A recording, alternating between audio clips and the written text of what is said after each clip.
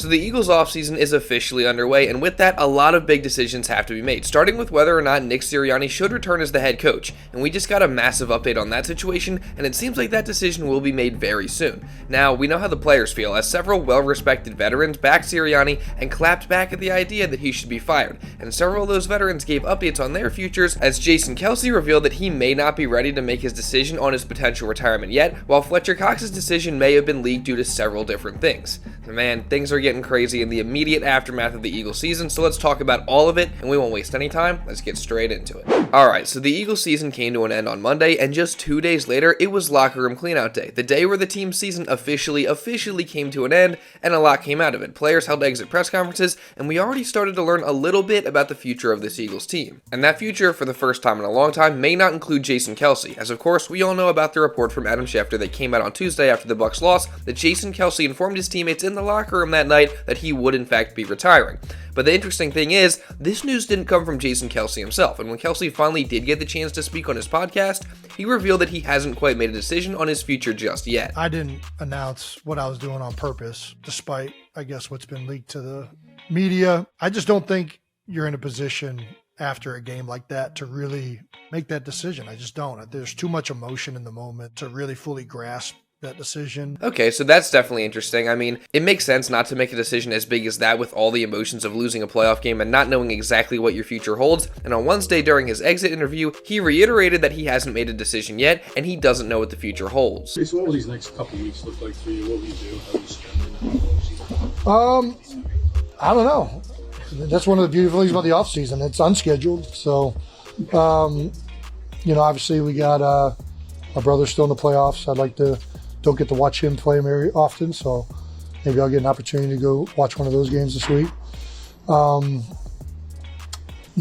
Bowl's coming up, so got that. So I think, we'll figure all that out. Yeah. I mean, to me, just from listening to those two clips, it seems like there could still be a chance that Kelce comes back. Now, I wouldn't say that it's likely. I mean, that report from Adam Schefter didn't just come from nowhere. Kelce has also contemplated retirement for years now. You also saw him get extremely emotional after that Bucs game, while pretty much all his teammates who have talked about him since the season ended are talking like this is going to be it for him. And we've also heard Kelce himself talk in the past about the physical toll that playing this long has had on his body. He also recently told the Inquirer that this season was the first year where his body still was tired and sore on Wednesdays, and he also said that he often thinks about how common long-term brain damage is in players who play deep into their 30s, so in all likelihood, I still think he does retire, and he deserves to for sure, but hey, if he wants to come back, I'm not going to stop him. I mean, I'd absolutely love it. We know how great the guy is on and off the field, and he also just happens to be my favorite player, so I would welcome a return, but sadly, I just still don't see it being super likely. Now, someone else who I feel very similarly about is Fletcher Cox, who also is probably contemplating retirement at this point, and even if he's not, he has a big decision to make on whether he wants to come back and play for the Eagles again or not. Now, when asked if he's thought about his future and whether he will be back or not, this is what he said. No, I haven't thought about anything. Apparently I see clean my locker out. I had a bunch of stuff in there, so needed to get it clean. So today I had enough time to get it done. So yeah. What's that process going to be like? It's a process, like you just said. It's a process. Those are things that haven't crossed my mind yet. I haven't even thought about it the first time. I feel like I still play at a really high level, we'll see. So what he said is true. I mean, he definitely did play at a really high level at times this year, and it's surely going to be a process when it comes to deciding what direction he does want to go next year and into the future, whether that be retirement, coming back to the Eagles, or doing something else. But sadly, it seems like most of the evidence is supporting him not coming back to the Eagles. I mean, you heard him talk about cleaning out his locker. That's apparently the cleanest it's ever been since he got to Philly, so that's really noteworthy. You can also see a signed A.J. Brown jersey that A.J. gifted to Fletch in the background there that appears to say, quote, "Thanks for sharing the field with me, Eagles legend," which kind of sounds like a farewell message, to be honest. And then you also have fellow defensive tackle Jordan Davis saying that him and Jalen Carter essentially have to take the reins from Fletch, and really from everything that JD said in his exit interview, it sounds like Fletch is more than likely not going to be back. My thing is just progression from year to year. Definitely got better since last year. Plan to get better next year, and that's just something me and Jalen was talking about earlier. It's just how we're going to take care of this team and take care of the D-line, because since Fletch is gone, I think Milt would be the oldest player in our D-line. But at the end of the day, we can't use that as a crutch. We can't use that as an excuse. We can't use Fletch as our security blanket, our backup, because it's not there anymore. It's no Fletch going to be out there, whether we just asking. I mean, of course we could call him. He's not dead or anything, but, it's just like, it's just, have him on the sideline, have him in the room every day, man. It's really like, it's kind of like a security blanket for us because, we like, all right, man, we can always look towards Fletch. We can always look towards Fletch to lead the way. But at the end of the day, it's going to be us leading. It's on our shoulders. So again, it really does sound like Fletch is not going to return to the Eagles next year, whether he retires or goes somewhere else. So that's definitely really sad. I mean, Fletch, like Kelce, is also a Philly legend. He helped bring home the first Lombardi trophy in Eagles history. He was one of the game's most dominant defensive linemen and defensive tackles for most of his career, and he anchored that Eagles D-line for a long, long time. So if he is in fact gone, that'll be sad and a tough blow for this Eagles team, but I guess we'll see what happens. But now going back to the young defensive tackle Jordan Davis, I do really like one thing he said in particular in his exit interview, because towards the end of the season, there was a lot of criticism of JD and his weight and his conditioning and all that because he kind of disappeared in the second half of the season, if we're all being honest. But I really respect how JD actually handled it, because if instead of shying away from it during his exit interview, he actually admitted it and he also vowed to get better. I think that's his big thing, is just being dependable, being reliable, and being consistent. And that's the biggest three things that take from good players to great. And that's one thing I have to work on, is claiming consistency. And, it's just have to look in the mirror. At the end of the day, I'm a man. I can admit when I'm falling off. I fell off in the half end of the year. So, I can admit that. But at the end of the day, we're human. We have the ability to change that. We have the ability to work and the ability to get to different platforms that we haven't reached yet. And I think that we'll be able to do that. It just takes a lot of faith, a lot of hard work, but at the end of the day, we're here. So again, I really, really like what JD said here. He held himself accountable, and he's right. He just has to stay consistent. If Fletch is gone, the interior of this defensive line belongs to him and Jalen Carter, so it's time for him to step up. He knows what he did wrong, he admitted to it, and now he just has to go out in the offseason and put in the work to get the issues fixed. Although I must admit, I'm sure one thing that affected him and also everyone else on the defensive side of the ball was the in-season defensive coordinator switch. Because as we all saw, that was a really, really difficult transition for the guys to make. They had a hard time adjusting to the new style and the defensive identity in such a short amount of time, and I think that's definitely one of the reasons that their already bad defense got even worse when Matt Patricia took over, and multiple players kind of admitted to this, as they reiterated what I just said, being that the switch was a real challenge. Darius Slay specifically spoke during the exit interviews and said this about the difficulties of the switch. It's a big move all across the board. I never been a part of none of that, as in just a whole new coordinator coming in. That's tough, but, I don't control that kind of stuff. I just kind of try to do my job the best way I can, but trying to find two identities of a coach is tough. That's like having two marriages. How hard 2 marriages would probably be to have a household. 2 personalities of 2 women. That's tough. No offense to the women. Talk about at the same time. Yeah, that's crazy tough. You gotta what? One might want a feet rub, one might make a shoulder rub. It might be tough to be crazy. So in typical Slay fashion, he kind of made a joke about it and got some laughs, but you can't argue with what he said, really. I mean, it makes a lot of sense. And Reed Blankenship also reiterated what Darius Slay said in a more serious manner. I mean, yeah, you look back at it now and you reevaluate what had happened, and yeah, I mean, it was tough, especially in my position, being a second-year guy, and that was probably one of the first times something like that has happened. And you're 10-3, and then a thing changes, and you just gotta completely flip communication, what does this DC want from us as players. So I think it's safe to say, looking back on it, that switch was a huge mistake and it should have never happened. And now huge changes must be made on the defensive side of the ball, and that applies in all areas. But the main one is coaching. If we're being honest, I mean, the Eagles gotta get a new defensive coordinator in here that can actually utilize the talent that they're being given correctly. And honestly, the same goes for the offensive coordinator position as well. They gotta get somebody new in here to maximize the offensive talent that this team has. So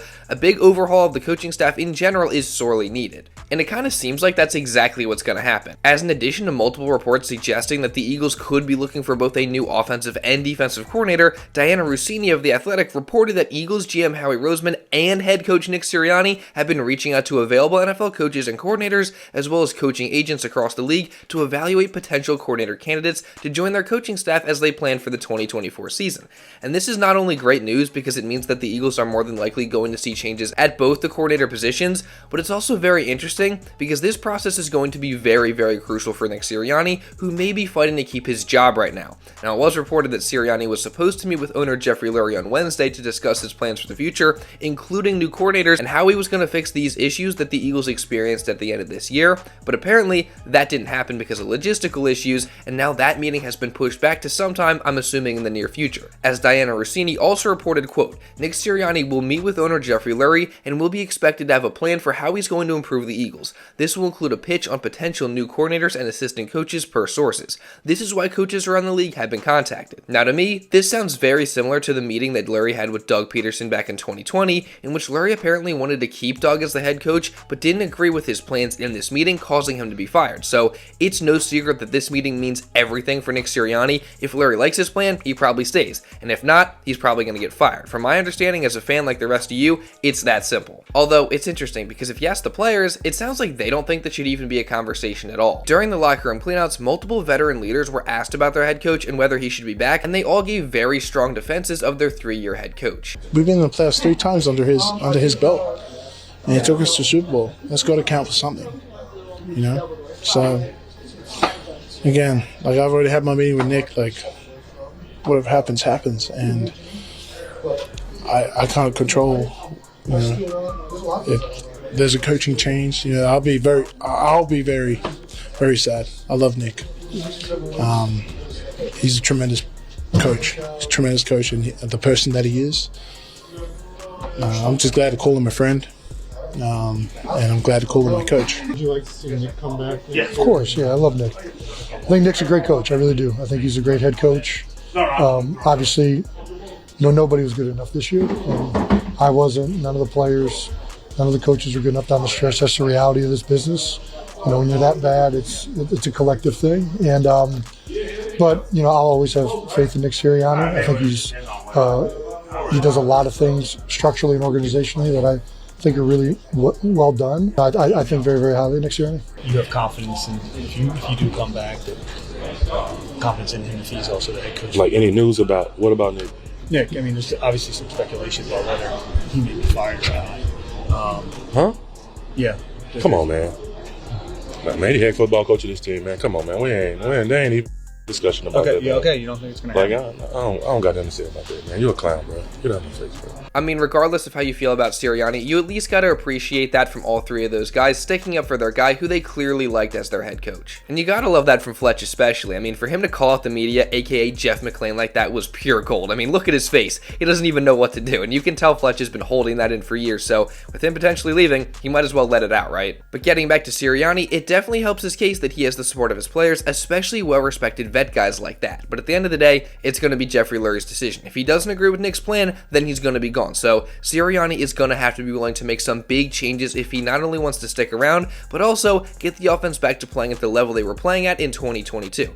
I mean, there's no question that he has to make changes to the scheme, which he did say he was willing to do heading into next year after the Eagles lost to the Bucs in the playoffs, because there is no secret that even though Nick wasn't the primary play caller, his scheme was just far too simple, and that caused big problems on offense, so that's got to change. Especially since it apparently pissed off his franchise QB, as Tim McManus of ESPN had an article a few days ago that detailed Hurts' frustration with Sirianni's offense, saying, quote, in the early stages of the Eagles skid, Hurts was hoping the direction of the offense would change, the source familiar with Hurts' thinking said. He believed they were overly reliant on vertical routes and not utilizing short to intermediate throws, particularly over the middle of the field, where A.J. Brown has thrived in his career. In short, the belief was there was too much flash over substance, a sentiment others on the offensive side of the ball shared. I mean, I won't lie, the source does sound a bit questionable. I mean, sources familiar with Hurts' thinking, that sounds a bit suspect, but still, that analysis is exactly what we've all been saying is wrong with the Eagles offense, so if Sirianni does stay, he just has to fix this because it's unacceptable, and it's more than likely not going to be enough for this team to ultimately win, which we know is the ultimate goal for this team. It's all they should care about, and we know that it's all quarterback Jalen Hurts cares about. You know, in the end, we do this to win,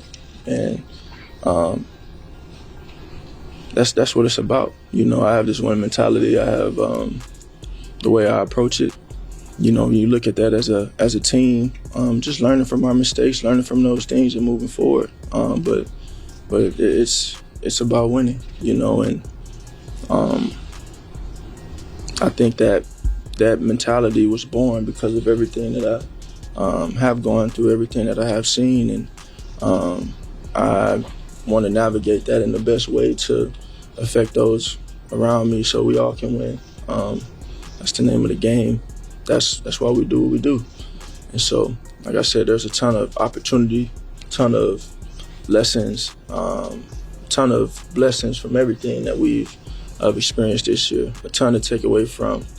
And we have to use it all to our benefit. Now, I will say, with all the bad of this Eagles season, I still wouldn't want anyone else as the quarterback of this team. I mean, he did have a down year, but still put up an Eagles record for total touchdowns in a single season, and he played pretty well when all the coaches were setting up to fail the entire year. I mean, get this guy a real offensive coordinator. Sirianni, if you're still here, make the changes necessary. If not, whoever the new head coach has got to put him in positions where he's not set up for failure, and then let's see what happens, because Hurts is right at the end of the day. There's a lot the Eagles can learn from this year. These coaching changes got to be made now, but that message of there being a lot to learn can apply to everybody. So everyone, including the players, has to take their lessons, move forward, and use this unfortunate season and the things that came out of it as an opportunity to get better for next year, so they can hopefully get back into a position where they can compete for a Super Bowl title once again. So let's hope they're able to do that over the course of this entire offseason, and don't worry, we're going to be covering that all on this channel, so if you don't want to miss any of those videos, make sure you subscribe, and also, really importantly, turn on those notifications. Also, drop a like down below on this video if you did enjoy it and want to show some support. Leave a comment down below just regarding anything that I talked about in this video, and if you want to watch a video recapping the Eagles' loss to the Bucs in the end of the Eagles season, you can go check this out right here. Now, with all that being said, that's pretty much all I got for this one, guys, so thank you all so much for watching, and I'll see you in the next video.